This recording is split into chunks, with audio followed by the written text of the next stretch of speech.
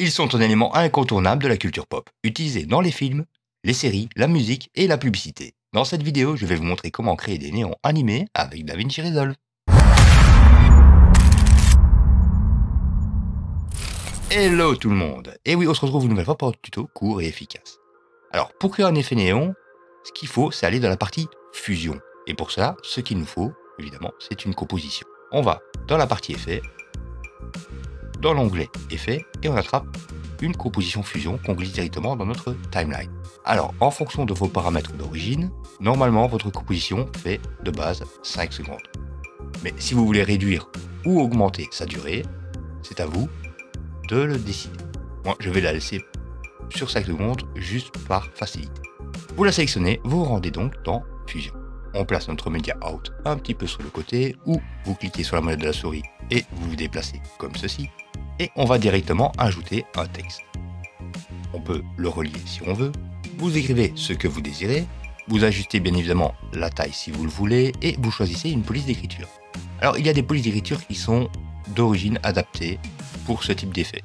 Mais si vous voulez utiliser, disons, une police d'écriture, on va dire, complète, il vous suffit alors de vous rendre dans la partie shading et de cliquer sur ce symbole, le texte outline. Vous pouvez ensuite régler l'épaisseur du contour si vous le désirez. Comme ceci, ça m'a l'air d'être bien. Je retourne dans la partie texte et je vais encore augmenter un tout petit peu sa taille. Voilà qui me semble bien.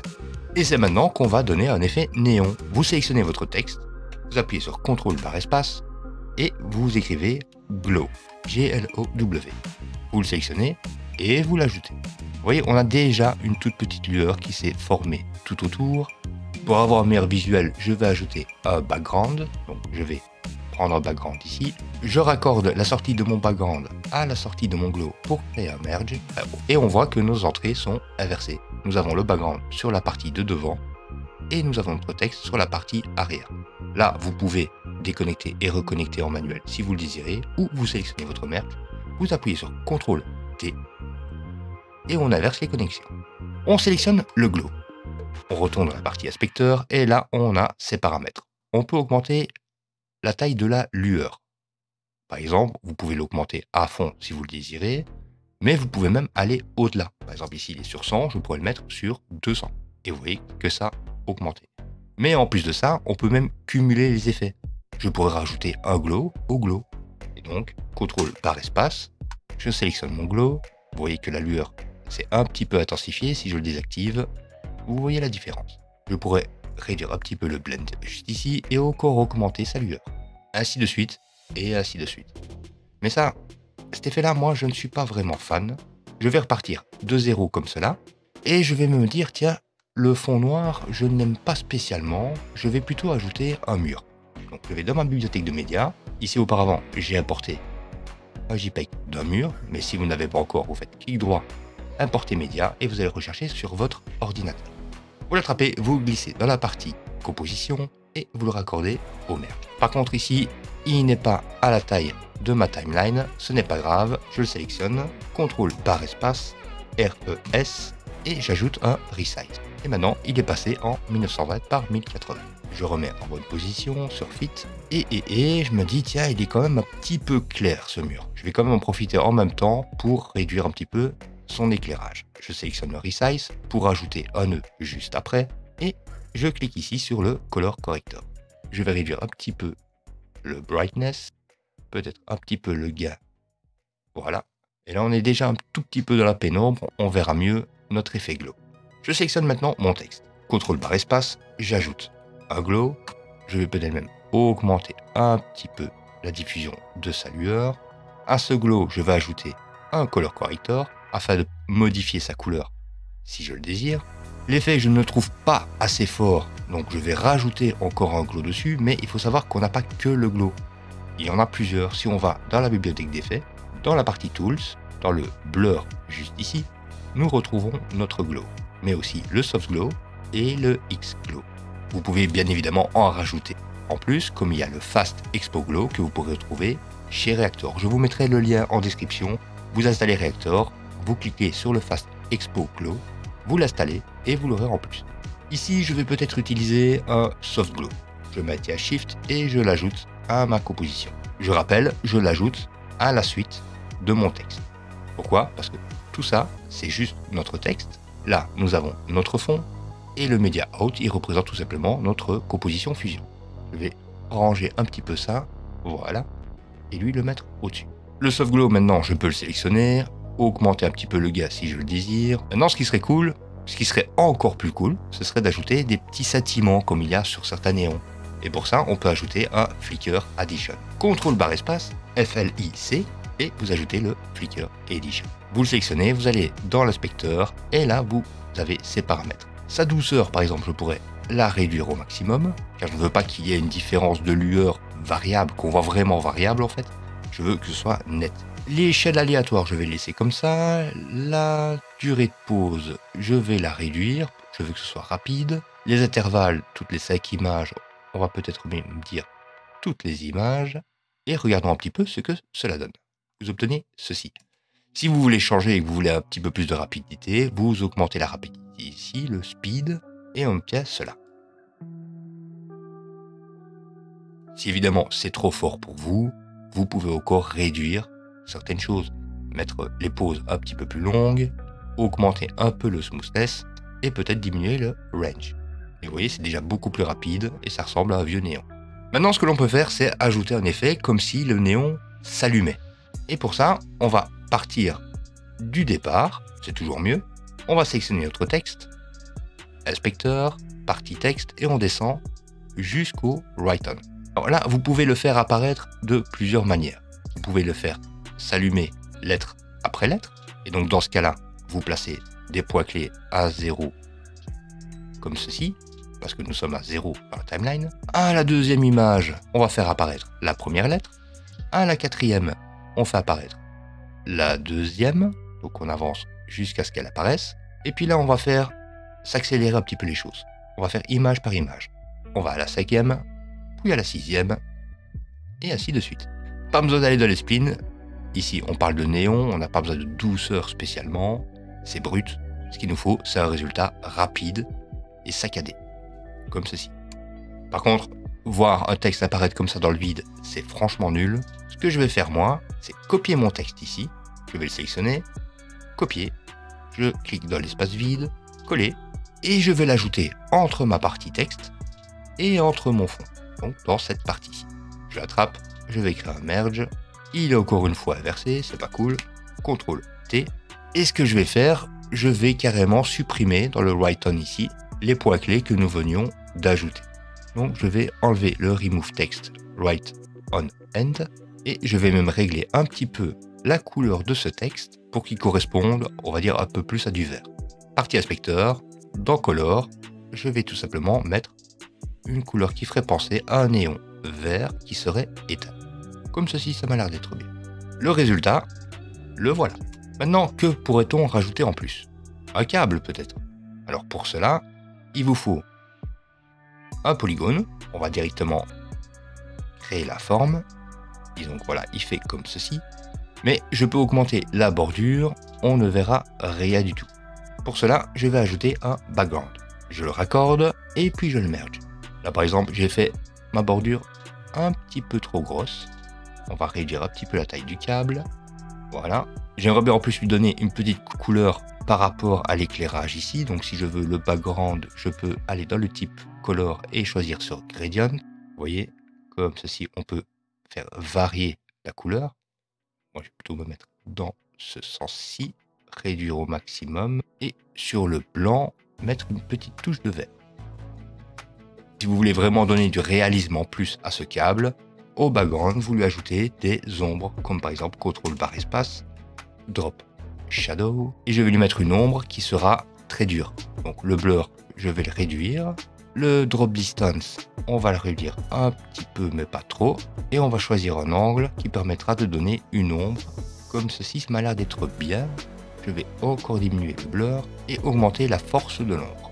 Voilà, il me reste à régler un tout petit peu le drop angle ou directement la distance, histoire de donner un petit effet de profondeur.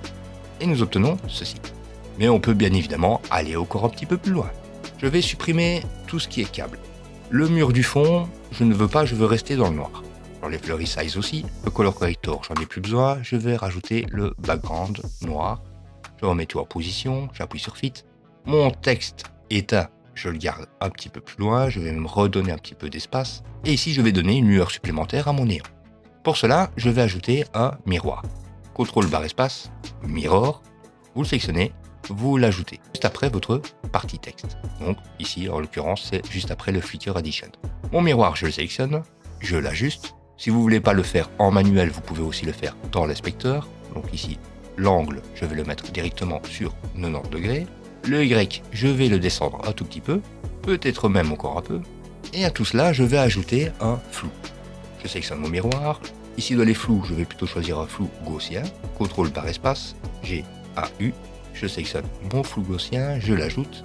Et on voit qu'il a quand même un petit effet sur la partie là. C'est pas grave, je vais mettre un masque. J'ajoute un rectangle que je raccorde à mon flou gaussien, bien évidemment. Je vais l'ajuster pour qu'il soit efficace uniquement sur la partie du bas.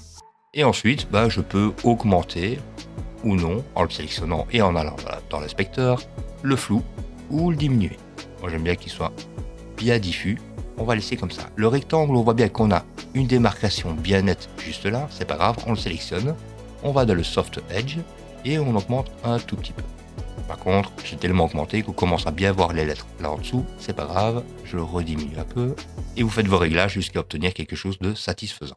Maintenant, je me dis c'est quand même bien dommage. On n'est pas un sol ici, qu'on ne voit pas de sol en fait. Mais pour ça, vous pouvez aller sur le net, télécharger un sol en marbre, vous téléchargez une image. Et par exemple, moi j'ai trouvé celle-ci, qui est déjà pas mal, qui est plutôt jolie. Je remets ma sortie en visuel. Par contre, si je veux ajouter un sol en plus, j'ai toute ma partie texte, juste là. Enfin, en réalité, c'est juste cette partie-là. D'ailleurs, je pourrais même la sélectionner, faire CTRL barre espace, cliquer sur UND et ajouter un underlay. Voilà, comme ça, on sait que cette partie-là, c'est notre texte. Ici, ce sont les effets qu'on a ajoutés par-dessus. L'effet miroir, plus le flou gaussien. On a délimité le flou gaussien à l'aide d'un masque, le rectangle qui se trouve ici. Juste derrière tout ça, nous avons notre texte inanimé, donc celui qui est éteint, qu'on retrouve en visuel au début de l'animation. Maintenant, on a un sol. Ce sol-là, on ne veut pas le placer par-dessus le texte. On va bien évidemment placer derrière. Et derrière, les effets de lueur. Forcément, il va venir dans cette zone-ci. Pour avoir plus facile, on va l'intégrer à notre background. J'attrape sa sortie et je le raccorde pour créer encore une fois un merge. Là, je vais ranger un tout petit peu pour que ce soit un peu mieux visible. Voilà. Et comme il prend tout l'écran, ce que je vais faire moi maintenant, c'est lui donner un pivotement. Pour ça, je vais utiliser un DVI. Je le sélectionne, CTRL barre espace, DVE, je l'ajoute et je vais modifier son axe sur les X. Pas dans ce sens-ci, mais plutôt dans l'autre. Lui donner une orientation qui me semble assez crédible et le repositionner. Maintenant, je n'ai pas spécialement envie de voir la bordure qu'il y a là derrière. À mon groupe, juste ici, qui contient le sol, la rotation et qui sont connectés à son merge, on a un masque. Sur ce masque, je vais prendre une ellipse, ou vous pouvez prendre un rectangle si vous voulez. Moi ici, ce sera une ellipse connectée à la partie bleue. Je vais la descendre. Son width, juste ici, je vais l'étendre. Et j'augmente un tout petit peu le soft edge. Comme ceci, c'est plutôt bien. Maintenant, il me semble que mon texte il est encore un petit peu trop haut. Je pourrais le sélectionner et le descendre si je veux. Mais si je fais ça, il faut que je repositionne aussi l'autre texte. Je sélectionne et je le place correctement.